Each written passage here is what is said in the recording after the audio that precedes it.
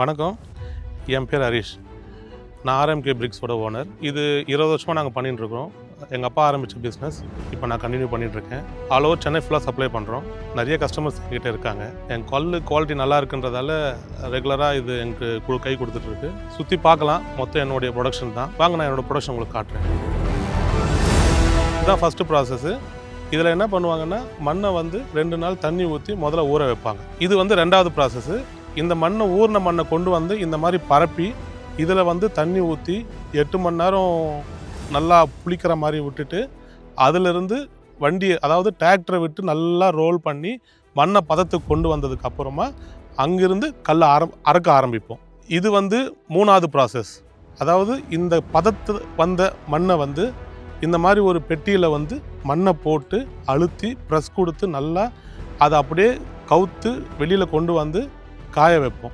இது 4வது ப்ராசஸ். காஞ்ச இந்த கல்லை இங்கிருந்து கொண்டு போய் சிம்னி பக்கத்தில் ஸ்டோரேஜ் பண்ணிவிட்டு அங்கிருந்து சிம்னி உள்ள அடுக்குவோம்.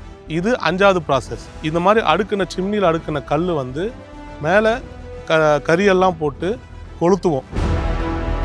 இதுதான் சேம்பர் முறையில் சூளம் ஏற்றுற இடம். இங்கே தான் நாங்கள் பச்சைக்கல் எல்லாமே அடுக்கி பேர்ன் பண்ணுவோம். பேர்ன் பண்ணி வர கல்லை தான் நாங்கள் ஃபைனல் ஸ்டேஜுக்கு கொண்டு வருவோம். மொத்தம் 3,70,000 கல் இங்கே ஸ்டோரேஜ் ஆகும். ஒரு ரவுண்டு கம்ப்ளீட் ஆகிறது கிட்டத்தட்ட 25 நாள் எடுக்கும். இங்கேருந்து பேர்ன் ஆகி வெளியில் வர கல்லை தான் ஃபைனலாக நாங்கள் கஸ்டமருக்கு கொடுக்குறது. நாங்கள் நிறைய கம்பெனிக்கு சப்ளை பண்ணிட்டுருக்குறோம். முக்கியமாக பார்த்தீங்கன்னா மெட்ராஸ் சைடில் ஒரு பெரிய பில்டர் எம்பி டெவலப்பர்ஸு, அவங்களுக்கும் நாங்கள் தான் சப்ளை கொடுக்குறோம். கிட்டத்தட்ட 13 வருஷமாக எங்கிட்ட தான் கல் எடுத்துகிட்டு இருக்காங்க. கல் குவாலிட்டி நல்லா இருக்குன்னு சொல்லிட்டு எங்கிட்ட ரெகுலராக எடுக்கிறாங்க. நிறைய கஸ்டமர்ஸ் அது போலும் எங்கிட்ட பர்ச்சேஸ் பண்ணிட்டுருக்காங்க.